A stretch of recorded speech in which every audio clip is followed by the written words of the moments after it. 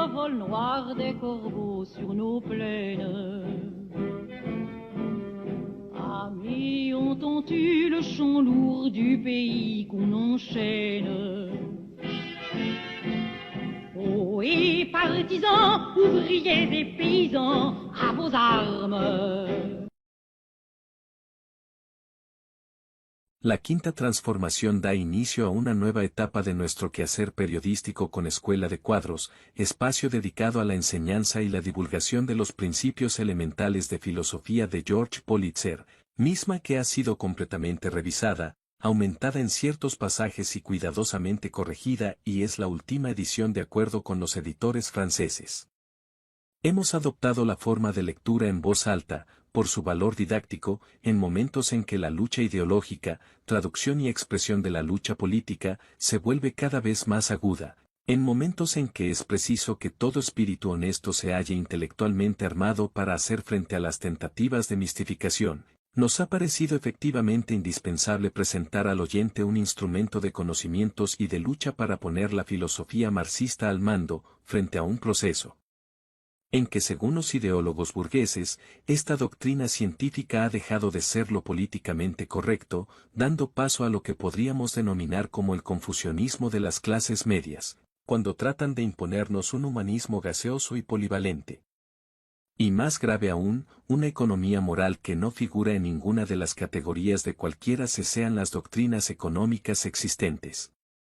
Consideramos asimismo que, fue necesario recurrir a un texto anterior a la Segunda Guerra Mundial, dado de que después de la desaparición física del camarada Stalin, cuando la camarilla revisionista de Khrushchev capturara el poder, se comenzó a falsear o tergiversar la filosofía marxista, para quitarle su carácter científico y que se prestara a sus bastardos intereses. Queda entendido, que, de acuerdo a los editores franceses, la edición que reproducimos como lectura en voz alta, no han aportado ninguna modificación a lo que se llama el fondo. Las únicas correcciones se refieren a la forma. Pensamos que de este modo se han vuelto más claros ciertos parágrafos, otros más actuales y otros, finalmente, mejor escritos.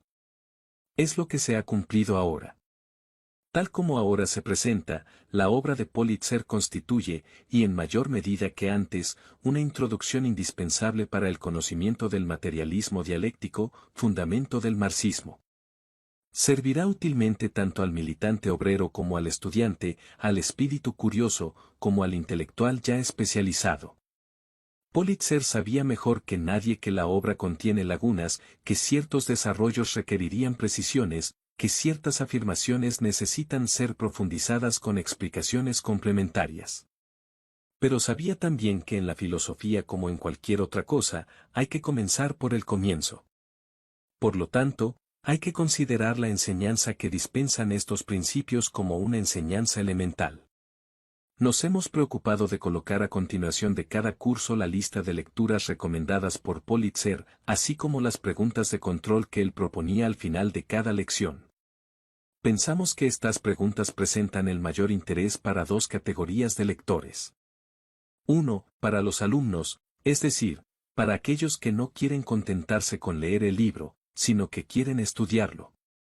A estos les aconsejamos que cuando hayan completado cada lección con las lecturas recomendadas, cierren el libro y reflexionen sobre la o las preguntas planteadas, contestándolas mentalmente o, mejor aún, por escrito. El alumno controlará luego por sí mismo, basándose en el libro, lo que ha retenido de la lección. 2. Para los maestros, es decir, para aquellos que querrán servirse de este libro como base de enseñanza en un círculo de estudios marxistas. A estos, las preguntas les permitirán animar la enseñanza y suscitar discusiones fecundas. A todos, finalmente, este libro proporcionará así, con las indicaciones de su prefacio y con sus preguntas de control, un método pedagógico que ha demostrado ser excelente. El manual elemental de filosofía que publicamos aquí, reproduce las notas tomadas por uno de sus alumnos en los cursos dictados por George Politzer en la Universidad Obrera durante el año escolar de 1935-1936. Para que se comprenda su carácter y alcances es necesario precisar en primer término el objetivo y el método de nuestro camarada.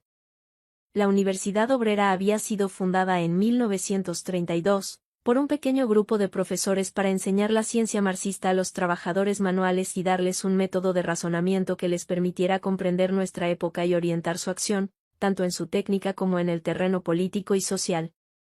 Desde el comienzo, George Palitzer se encargó de enseñar en la Universidad Obrera la filosofía marxista y el materialismo dialéctico, tarea tanto más necesaria por cuanto la enseñanza oficial continúa ignorando o desnaturalizando esta filosofía.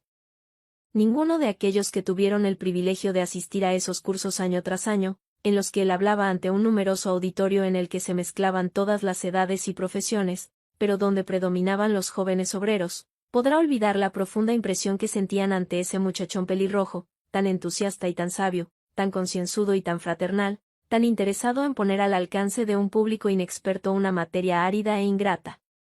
Su autoridad imponía a su curso una disciplina agradable, que sabía ser severa, pero manteniéndose siempre justa, y de su persona se desprendía una tal potencia vital, una tal irradiación, que era admirado y amado por todos sus alumnos. Para hacerse comprender bien, Palitzer comenzaba por suprimir de su vocabulario toda jerga filosófica, todos los términos técnicos que solo pueden entender los iniciados.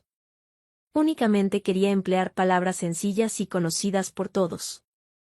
Cuando se veía obligado a servirse de un término raro, no dejaba de explicarlo ampliamente mediante ejemplos familiares. Si durante las discusiones alguno de sus alumnos empleaba palabras sabias, lo reprendía con esa ironía mordaz que le conocían bien todos los que se le han acercado. Quería ser sencillo y claro y siempre apelaba al sentido común, sin sacrificar nunca, sin embargo, ni un ápice de la exactitud y de la verdad de las ideas y teorías que exponía. Sabía dar a sus cursos un carácter extremadamente vivaz haciendo participar al auditorio en las discusiones antes y después de la lección. Procedía así, al final de cada lección, daba lo que él denominaba una o dos preguntas de control, tenían por objeto resumir la lección o aplicar su contenido a algún tema particular. Los alumnos no estaban obligados a tratar el tema, pero eran numerosos los que se dedicaban a ello y aportaban un escrito al comienzo del curso siguiente. Él preguntaba entonces quién había hecho el apunte escrito, se levantaba la mano y él escogía a algunos de nosotros para leer nuestro texto y completarlo si era necesario con explicaciones orales. Palitzer criticaba o felicitaba y provocaba entre los alumnos una breve discusión, después concluía extrayendo las enseñanzas de la discusión. Esto duraba alrededor de media hora y permitía a los que habían faltado al curso precedente colmar la laguna y establecer la vinculación con lo que habían aprendido antes. También permitía al profesor comprobar en qué medida había sido comprendido.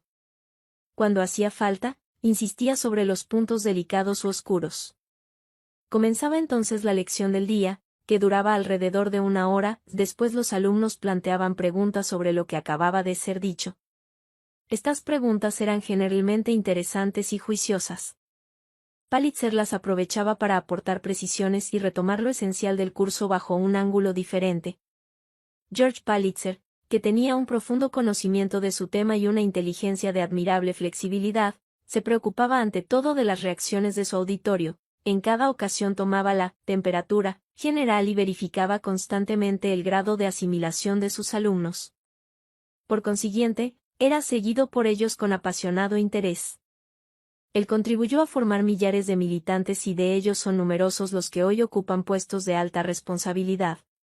Fue entonces que, durante el segundo año de filosofía en la Universidad Obrera, donde se había creado un curso superior, Maurice Legoas tuvo ocasión de pedir a Palitzer que corrigiera algunos escritos, y le entregó a pedido suyo los cuadernos del curso. Los encontró bien hechos y se le propuso redactar, de acuerdo a las notas, las lecciones del curso elemental. Nos alentó a hacerlo, prometiéndome revisarlas y corregirlas.